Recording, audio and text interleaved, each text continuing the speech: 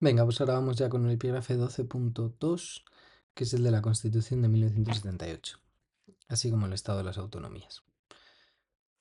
Bueno, pues lo primero es recordar que la Constitución es el producto del gobierno de Adolfo Suárez, nombrado presidente del gobierno por el jefe del Estado, por Juan Carlos I, en julio del 76, quien había decidido, vamos, que formaba parte de los reformistas, quien había decidido que en un solo año España se iba a convertir en un país democrático y la manera de hacerlo pues iba a ser la ley para la reforma política, que es la que hace las elecciones del 15 de junio del 77 para hacer unas cortes constituyentes que acaben con las cortes franquistas, que es esa octava ley fundamental del régimen o el movimiento. Iba a legalizar el Partido Comunista y iba a hacer una ley de amnistía para los presos políticos. De esta manera, para el 15 de junio del 77 se hacen esas primeras elecciones, que serán las que, vamos, que darán lugar a las cortes que podríamos llamar cortes constituyentes, porque van a elaborar la constitución del 78. En esas elecciones la victoria había tenido la UCD de forma clara, seguido del PSOE, que tuvo un 29% de los votos, un 28,9%. Resultados decepcionantes de Partido Comunista, que es el tercero, y de AP de Fraga, Alianza Popular, que es el actual PP, que es un partido que venía de los, digamos, conservadores franquistas, pero que estaban a favor de la democracia. Mientras que en Cataluña y País Vasco habían sido los nacionalistas los que habían tenido, bueno, los mejores resultados. Así, Suárez opta por gobernar en minoría, pero llevando a cabo acuerdos con otros grupos parlamentarios para así llevar a cabo pactos, ¿no? Como son los pactos de la Moncloa, que ya os he comentado que son los pactos que se llevan a cabo para ver cómo afrontar la crisis económica del momento, descentralizar la política española, que se trata de hacer las autonomías. Cuando decimos descentralizar es hacer las autonomías, porque si un país está centralizado, significa que se gobierna desde la capital, desde Madrid, como se hacía en el franquismo, por ejemplo. Si está descentralizado es que el poder se reparte entre otros territorios. Y ya, por último, la Constitución, que es lo que, no, lo que tenemos que explicar, que es fruto de un acuerdo, de un consenso entre los diferentes partidos de las Cortes. Bien, en las Cortes se va a formar una ponencia constitucional, palabra fundamental, la ponencia constitucional. Una de esas palabras que hay que decir sí o sí en este epígrafe. La ponencia constitucional es una comisión formada por representantes de los principales partidos políticos en el Congreso. Esa ponencia constitucional es un grupo de políticos elegidos por el Congreso para escribir el borrador de la Constitución, es decir, el primer texto. Esa ponencia constitucional estaba formada por representantes de los partidos según la proporcionalidad de importancia en el Congreso de los Diputados. De manera que UCD va a tener 3 ponentes, el PSOE va a tener uno, el Partido Comunista va a tener uno, Alianza Popular va a tener uno y Convergencia en representación de los nacionalistas catalanes y vascos, Convergencia sabéis que es catalán, es Partido Conservador Catalán, va a tener otro. Así que ya veis, tenemos 3 más 1, 4, 5, 6, 7 ponentes, que son los que entre agosto y diciembre, veis que son un montón de meses del año 77, se van a reunir a puerta cerrada para elaborar, para escribir la Constitución. Ese borrador será después aprobado en Cortes. El borrador se le entrega a las Cortes y allí se va a debatir. En las Cortes los debates parlamentarios van a ser duros y va a haber numerosos debates que van a dar lugar a numerosas enmiendas, es decir, pequeños cambios en el borrador o pequeños o grandes cambios en el borrador que habían elaborado esa ponencia constitucional. ¿En qué hay enmiendas? Bueno, pues esto no tenéis que saberos todos, pero sí a lo mejor alguno, ¿no? Para dar ejemplos concretos de temas que se debatieron más. Pues, por ejemplo, cómo se define la nación española, qué poderes van a tener las autonomías y cómo se van a crear esas autonomías, cuál tiene que ser la relación entre el Estado y la Iglesia, cuestiones sobre la libertad económica, cuáles tienen que ser los poderes de la corona. Bien, así las Cortes van a terminar elaborando el texto final de la Constitución que aprueban y que se va a someter a referéndum nacional a finales del año 78. Veis que ha pasado un año, ¿no? Desde diciembre del 77 que acaban el borrador hasta diciembre del 78 que se somete a referéndum nacional. Aquí tenéis un gráfico sobre una tabla, mejor dicho, sobre el referéndum. Podían votar 26 millones de personas, votaron 17 millones, lo cual es un 67%, que está bastante bien. Y a favor, ni más ni menos que el 87,9% de la población. Bueno, pues así la Constitución queda aprobada el 6 de diciembre del 78. Y ahora vamos a ir viendo cuáles son los principales rasgos de esta Constitución. Bueno, primero, no es muy larga, extensión moderada. La Constitución del 78 intentaba no resultar demasiado pesada, ¿no? Una Constitución pequeña. Así, muchos temas principales se remiten a leyes orgánicas. Ese concepto de ley orgánica es muy importante. Las leyes orgánicas son leyes que tienen mayor importancia que otras leyes. Digamos que son leyes de primer nivel. De manera que, por ejemplo, la educación, em, sanidad, poder judicial, eso está regulado a través de leyes orgánicas. Bien, siguiente. Vocación de estabilidad. La Constitución intentaba ser, digamos, difícil de modificar. Así establece que aquí, cuando se quiera reformar aquellos artículos más importantes de la Constitución, el proceso para hacerlo sea muy complejo. Establece un complejo proceso para la reforma de sus artículos más importantes, lo que se llama el núcleo duro de la Constitución. Eso intentaba hacer que no hubiera constantes cambios en la Constitución, ¿no? Que hubiera una estabilidad constitucional que, que así haga que no estén cada gobierno cambiando la Constitución. Esto es algo que, digamos que en la España entre pues 1978 y 1900 quizás 90, ¿no? Pues tenía sentido. Quizás en el mundo actual la Constitución de hoy día es demasiado rígida, es muy difícil de modificar la Constitución. Bien, en esa Constitución se define España, y este es un tema importante, ¿no? El cómo definir España ya deja claro mucho, como un Estado social y democrático de derecho, súper importante. Estado social, Estado democrático, de derecho. De derecho significa que, que los derechos del individuo están en primera plana, ¿no? El individuo tiene sus derechos y el Estado no puede arremeter contra ellos como pasaba en la dictadura.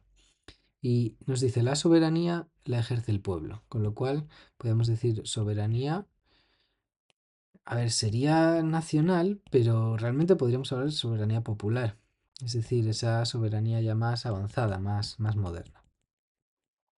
Bien, os he buscado aquí en el BOE la Constitución del 78, os invito a que le echéis un vistazo, probablemente en casa tengáis una Constitución. Aquí nos dice, don Juan Carlos I, rey de España, a todos los que la presente vieren y entendieren. Sabed que las Cortes han aprobado y el pueblo español ratificado, es decir, primero las Cortes la han elaborado y la han aprobado y luego se somete a referéndum, la siguiente Constitución. Y nos pone aquí el preámbulo. La nación española, deseando establecer la justicia, la libertad y la seguridad y promover el bien de cuantos la integran en uso de su soberanía, proclama su voluntad de... Entonces, ¿qué busca la Constitución?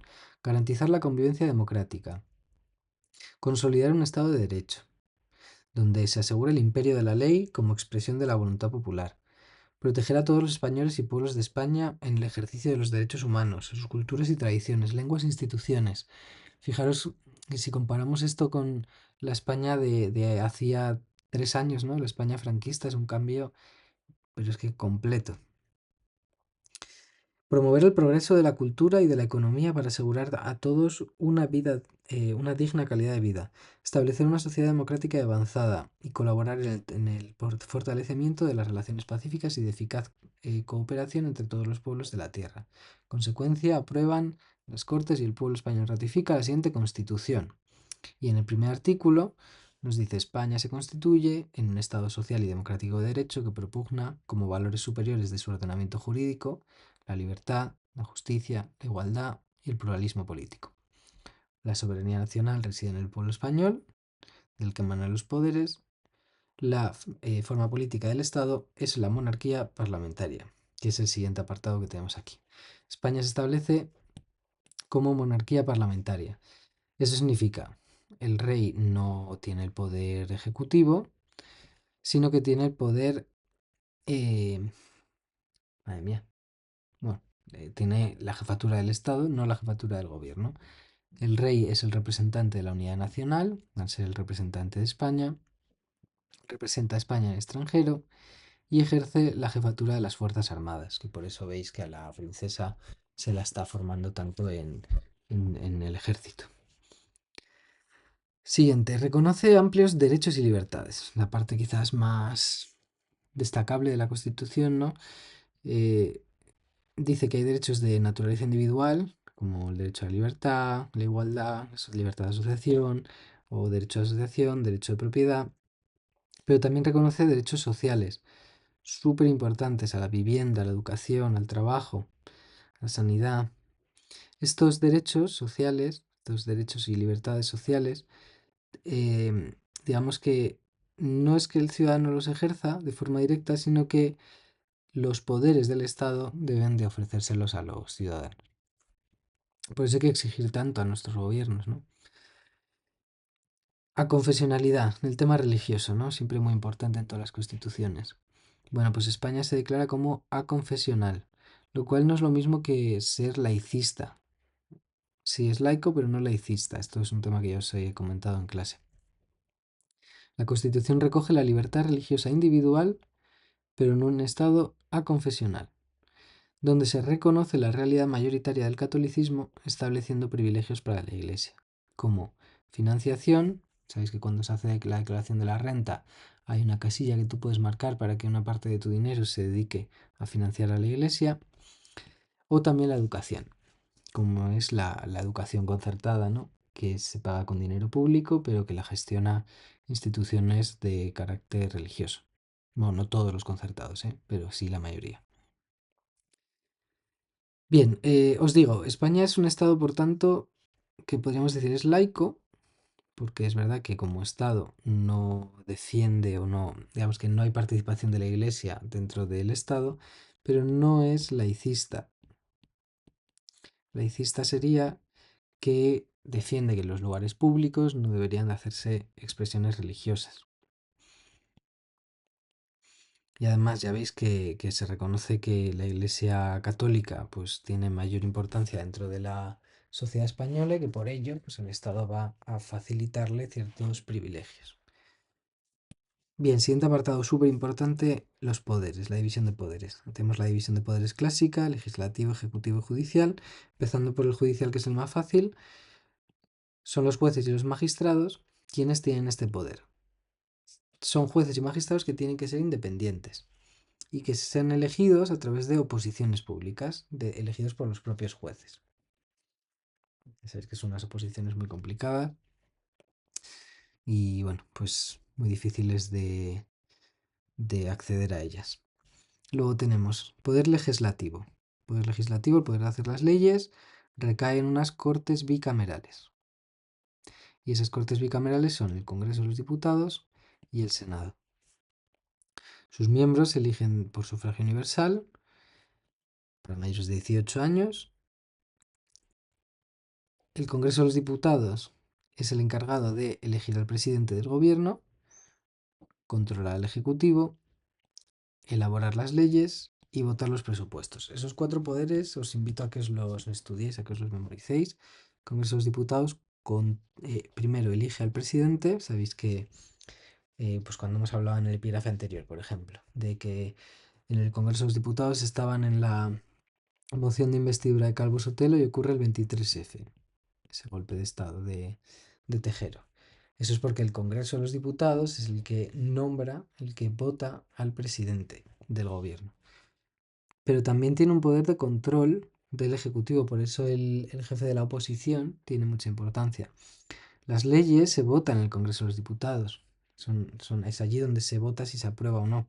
Y también los presupuestos, es decir, en qué se va a gastar el dinero del Estado, también súper importante, lo votan el Congreso de los Diputados. Y luego tenemos el Senado, que tiene mucha menos importancia. Supuestamente es una cámara territorial y su papel es introducir enmiendas a los proyectos de ley del Congreso. Es decir, el Congreso de los Diputados o el Gobierno elabora una ley, esa ley va al Senado y del Senado vuelve al Congreso de los Diputados, que ya es donde se vota si se aprueba o no. Vale, sobre cómo se elige a los representantes políticos del Congreso de los Diputados, la manera en la que se hace es con la ley DONT. Esta ley, vamos, bueno, no sé si es una ley, pero no es que sea una... Bueno, la ley DONT es bastante sencilla. Vemos que tenéis el partido A, el partido B, el partido C y el partido D. Imaginaos, el partido A es el PP. A ver que pongo esto más pequeño. El partido A es el PP, este es el PSOE, y este es el C y este es el D, el X y el Y. Lo que se hace con la ley DONT para ver quién va a conseguir representantes en el Congreso, pero esto también sirve para los municipios, para los concejales, es que si al PP le votaron 500.000 personas, tú en una tabla lo que haces es, lo divides por 2, lo divides por 3, vamos, perdón, mejor dicho, vamos a decirlo bien. Lo divides primero por 1, segundo por 2, por 3, por 4, por 5. Con el partido B, pues lo mismo. Si le votaron 300.000, lo divides por 1, por 2, por 3, por 4, por 5. Y así con los diferentes partidos. En esa tabla lo estás dividiendo por 1, por 2, por 3, por 4. Entonces dices, venga, el primer diputado. El primer diputado será quien más votos tuvo. Ah, pues es este de aquí. A ver, voy a usar otro color. El primer diputado va a ser del PP, porque es el que tiene más votos, y esto lo tachamos. Venga, el segundo diputado es el PSOE que tuvo 300.000 o es el PP que tuvo 250.000. Ah, pues es el PSOE. Venga, pues entonces el segundo diputado es del PSOE. Venga, siguiente. ¿Es el PP 200.000, es el PSOE 150.000 o es el partido C 150.000? Ah, pues venga, es el PP otra vez. Venga, pues el PP ya tiene dos. El cuarto diputado es el partido C que tiene 150.000, el partido B que tiene 150.000 o el partido A, PP, que tiene 166.000. Ah, pues el PP otra vez. Venga, pues tres diputados del PP, uno del PSOE. Siguiente. Venga, pues el partido C. Siguiente, partido B. Siguiente, el PP. Y así es como se elige con nuestra ley actual electoral, con la ley DONT. Venga, ya nos queda menos. Poder ejecutivo. Poder ejecutivo lo elige el Congreso de los Diputados, ¿no? Y es el presidente del gobierno. El presidente se vota en el Congreso de los Diputados a propuesta del rey. Es decir, pues Feijóo en las últimas elecciones se reúne con el rey. El rey le dice, ¿crees que puedes formar gobierno? Y Feijóo dice, venga, yo creo que sí. Pues venga, para tal día hacemos la moción de investidura y si sales, sales, y si no sales, pues habrá que nombrar a otro posible presidente, ¿no? A otro candidato. Venga, pues Feijóo no consigue tener apoyos suficientes, es decir, más del 50% del Congreso de los Diputados, y por tanto hay que volver a reunirse con el rey. Entonces, Feijóo ha fracasado y Pedro Sánchez le dice al rey, venga, yo creo que sí que tengo suficientes apoyos en el Congreso. Pues venga, moción de investidura, la gana y ya está, presidente del gobierno. El presidente pasa entonces a escoger a los ministros, que van a ser los que lleven la acción de gobierno y pues vayan proponiendo sus leyes, vayan elaborando los presupuestos, pero leyes y presupuestos que después tendrán que ser sometidos al Congreso de los Diputados. En la Constitución también se crean dos instituciones que intentan garantizar que el sistema funciona de manera correcta. Uno es el Tribunal Constitucional, que es el que vela porque se cumpla la Constitución, formado por jueces, y otro es el Defensor del Pueblo, que es una institución a la que tú puedes escribir si tus derechos no se están manteniendo y él pues actúa investigando. Y luego tenemos, ya por último, la estructura territorial descentralizada que propone la Constitución a través de las autonomías. Eso sí, siempre manteniendo la unidad nacional. No se contempla la independencia de ningún territorio. Así que vamos a hablar de las autonomías. Bueno, la Constitución dice que España es un estado descentralizado. Es más, es uno de los estados descentralizados en mayor medida de Europa, podríamos decir junto a Alemania, por ejemplo. Eh, en un principio se plantea que serán aquellas nacionalidades históricas, Cataluña, País Vasco, las que podrán tener su comunidad autónoma. Pero después se extiende también ese derecho al resto de regiones que lo soliciten, que van a terminar siendo todas. En la Constitución se plantean dos vías para elaborar o para crear, constituir comunidades autónomas. La vía rápida es para las nacionalidades históricas, que serían pues, Cataluña, País Vasco y Galicia. Y la vía lenta es para el resto, y ahí es donde el gobierno tiene mayor capacidad de actuación. Como os podéis imaginar, la vía rápida pues, va a ser utilizada por por estos territorios, mientras la vía lenta pues, tardará un poco más con el resto de territorios. Bueno, esto va a plantear ya dificultades desde un inicio, ya que va a haber muy fuertes tensiones entre los nacionalistas, catalanes, vascos, gallegos, y partidos de derecha en torno a qué competencias se le tienen que entregar a esos territorios. Ya sabéis que son enseñanza, sanidad y para esos territorios la seguridad pública también, con su propia policía. Claro, esto generaba mucho miedo entre las derechas, que rechazaban ese tipo de nacionalismo periférico. Además, los estatutos de autonomía van a tener que ser sometidos a referéndum por sus comunidades autónomas, pero van a ver cómo hay una elevada abstención a la hora de votar si están a favor o no de esos estatutos de autonomía. En Galicia, por ejemplo, más del 70% de la población que tenía que votar se abstuvo, no fue a votar, lo cual muestra que la ciudadanía está perdiendo impulso en su apoyo a la transición democrática.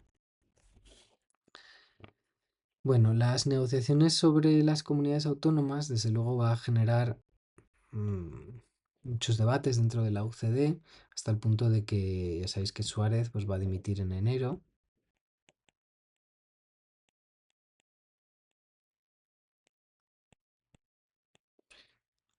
Dimite y eso va a hacer que en febrero se tenga que elegir a Calvo Sotelo. Y eso va a llevar incluso a que Calvo Sotelo termine en el año 82 dimitiendo porque ha generado un enorme desgaste en su partido.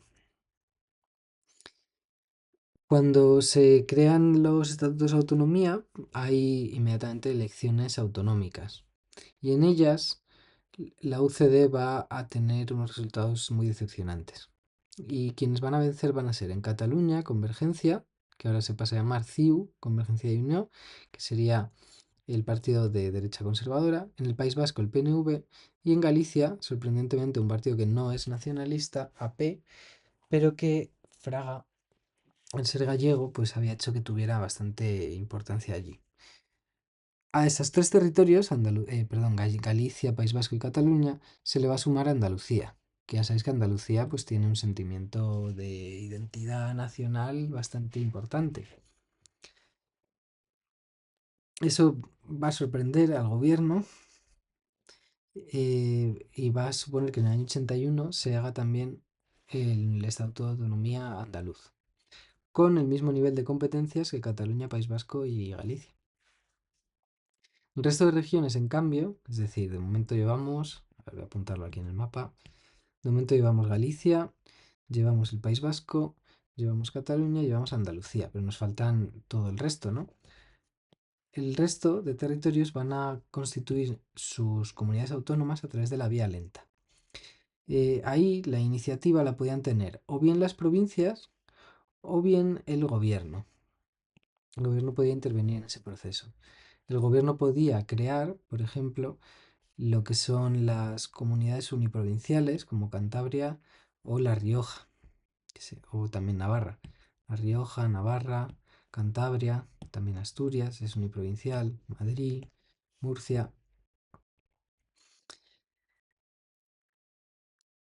Pero también el gobierno va a hacer que haya ciertas provincias que querían tener su propia comunidad autónoma, como es Segovia, para que se integren dentro de otras. Esto podría afectar, por ejemplo, pues a Soria, Segovia, se les va a obligar a formar parte de Castilla y León, o territorios en la frontera entre Andalucía y Murcia y Castilla-La Mancha, desde el gobierno se va a fomentar que formen parte de Castilla-La Mancha. Desde luego aquí va a haber muchos intereses políticos, por ejemplo Castilla y León, pues hoy día ya sabéis, os lo digo un montón de veces, que la zona de León, que sería más o menos, a ver, voy a hacer un dibujo, sería más o menos esta zona de por aquí, la zona de León, pues hay un sentimiento nacionalista anticastellano muy importante, porque durante la transición se fomentó, interesaba que hubiera una comunidad autónoma fuerte, grande, que contrarrestara lo que serían los territorios pues nacionalistas, vascos y catalanes, y que fuera más, digamos, pro español. Y por eso se va a hacer esa comunidad así grande, fuerte, como es Castilla y León. Aunque con la despoblación que tiene, pues tampoco es que sea muy fuerte. Bueno, el proceso de creación de las comunidades autónomas va a acabar en el año 83, con la configuración actual, que es de 17 comunidades autónomas y dos ciudades autónomas, Ceuta y Melilla.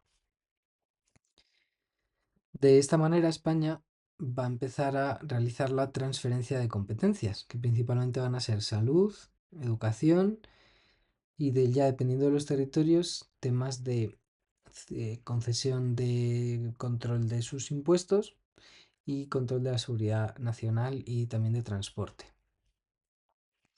Eso va a hacer que España sea uno de los estados más descentralizados de Europa junto a Alemania, ya que cada comunidad autónoma pues, va a tener su propio estatuto de autonomía, va a tener su propia asamblea legislativa y va a tener su propio gobierno. Y nada, pues eso queda España como es hoy día. Bueno, que tengáis buen día.